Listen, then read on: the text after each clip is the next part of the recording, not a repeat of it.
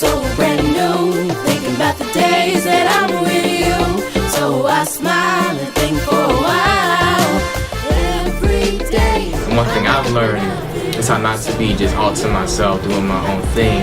Is to open up and share with other people. I wanted to learn how to become a better decision maker. I wanted to learn to be a people's person because I have no siblings, so I'm rarely around other kids my age.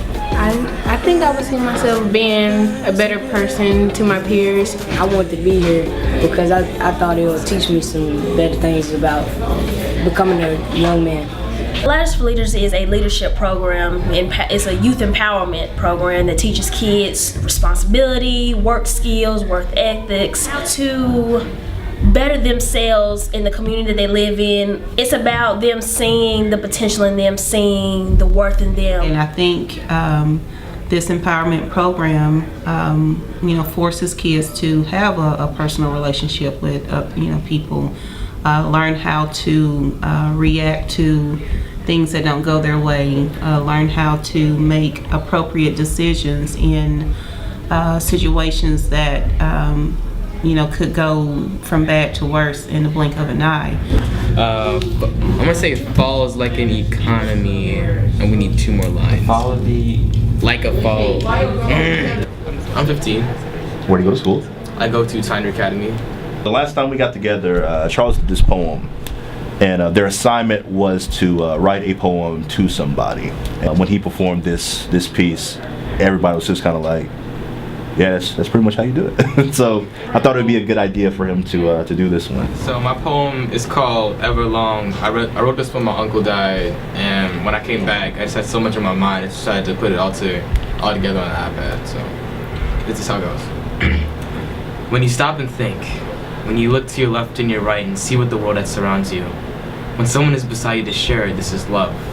For me, coming here was opening up to people. Like, I had a lot of ideas and I didn't want to talk about them because people would normally think I'm weird when I talk about my ideas, but when he made me write and get up there and speak about it, when I heard people clap for me for the first time and not say, oh, get out of here, that was a dumb idea, it really just made me open up and think that we're all really one and the same in this program. So being able to work with 24 kids who, for the most part, have had no real exposure to poetry, period, and being able to get them to read and to write and to think, which is kind of the hardest thing, is being able to get them to really think and process who they are, how things work, and what they want to say about a number of subjects. But it's been really positive for me because it's, aside from allowing me to get to know these kids and where they come from, their passions, but also being able to engage them in a number of different ways. What I had on paper originally has changed tremendously, actually working with the kids in the room. So I feel like it's made me more effective in giving me different avenues in order to kind of achieve what I wanted to do. What I would love is for you just to have an understanding and appreciation of words and language, because they help you if you feel a certain way, if you feel that you're being discriminated or targeted, if you feel alone, if you feel any other kind of way. It helps you identify your process and articulate it. It can be a great stress relief. It helps you make sense of the world around you. It can help you find your place in it. I know these things because they've done them for me. But if you would have group with like 4, if it's only like 4 or 2 of you black people walking, oh, you gotta turn around and go north and go on home. Mm-hmm. You gotta walk down there to the west side, because that's where they think we from. Right. Say for instance, we like just got out the movies and we want to walk to Buffalo Wild Wings. Mm-hmm. We can't even do that. How are we supposed to just leave the movie and then leave and go somewhere to eat? Because we can't walk to Buffalo Wild Wings because of the stupidity that the other teenagers wanted to do, and we're not a part of it. How about you not like put y'all together? Yeah, like the police. Like, that's not right for us to always say all police are bad. Not all police are bad, but not all police speak up. You guys touch on a number of different things, and I got ideas for both of you for your poems.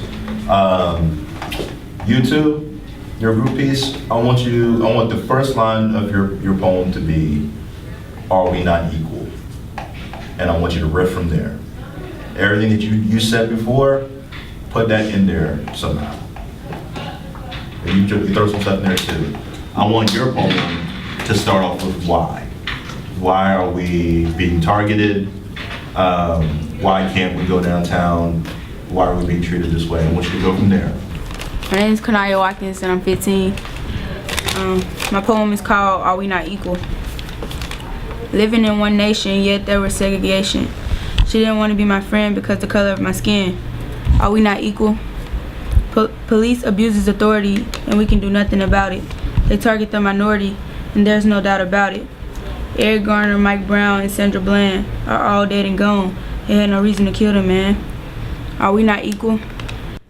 I really believe that the arts are important to our young ones because it gives them an avenue to be able to vent and express themselves. So we created this 8-week program that would complement their existing summer program with really the focus being on dance, creative writing, and also music. I wake up and I feel so brand new. Every day I wake up, I think about me and you, the lonely days we had with me and my crew. Oh yeah. You like that? It'd be some love song. Do you guys know how to count bars, right? Yes. Okay. So you got four beats in a bar, right? 4. So every day I wake up, I think of you. That's one, right? Every day I wake up, I think of you. It fits a little bit better. The lonely days we had, just me and you. Try and see. When I was abused, Daddy wasn't around. Mama's sloppy.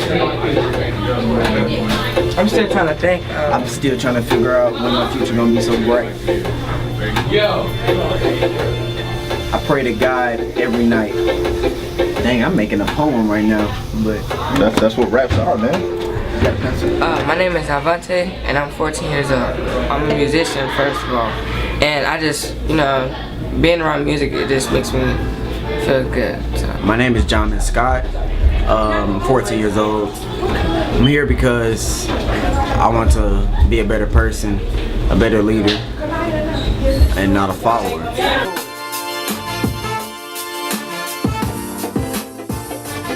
What you hear and we're gonna make it happen. We need a solid voice, man. Like just something. My name is Reginald Cooper. Everybody call me Coop. I pretty much produced the track, and kind of helping the kids. That's what I'm doing, and I'm kind of the engineer too.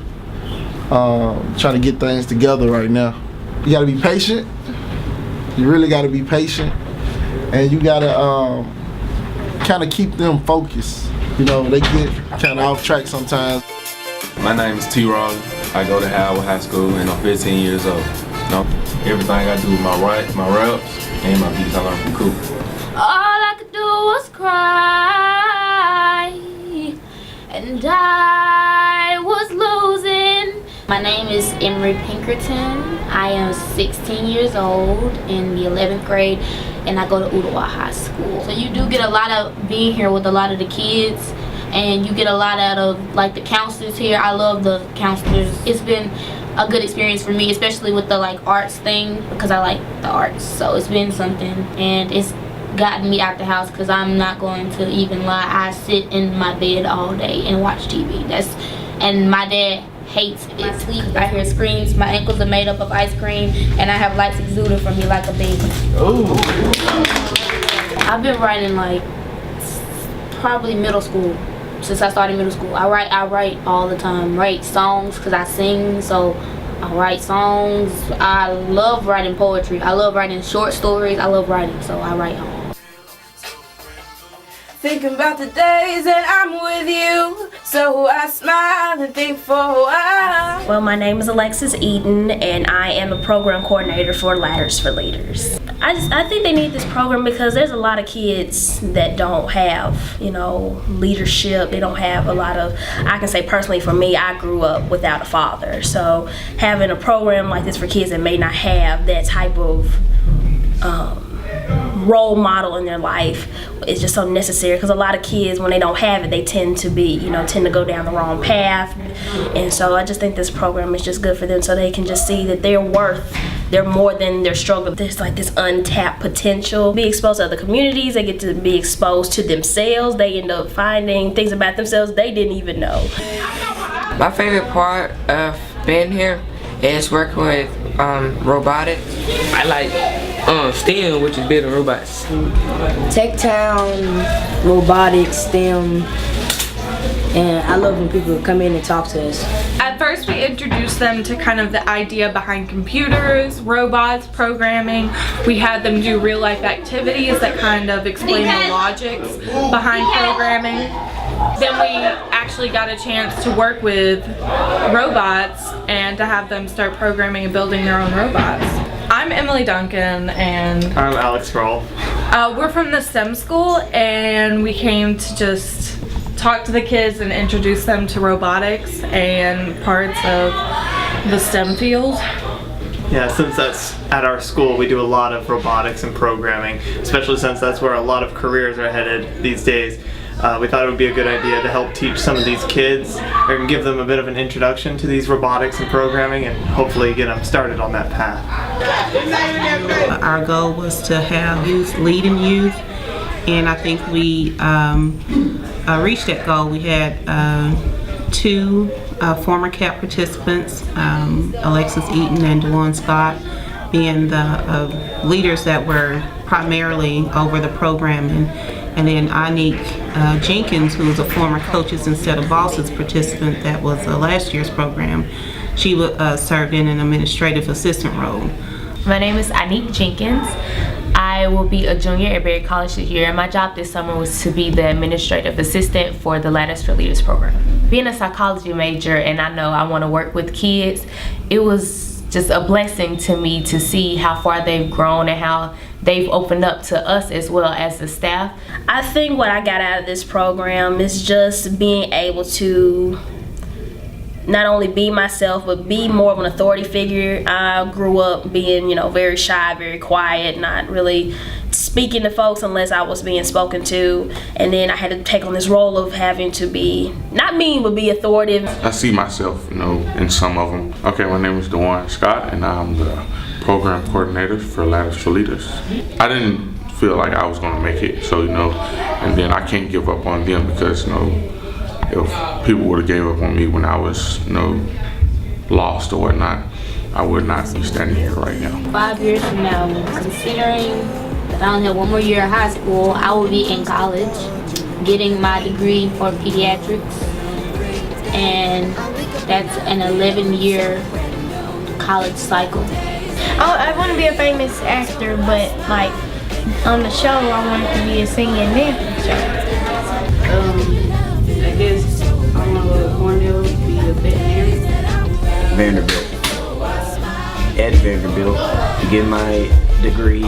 Started my first year to get a degree in electrical engineering. I want to be a dance major, hip hop dance major, and I want to be a policeman.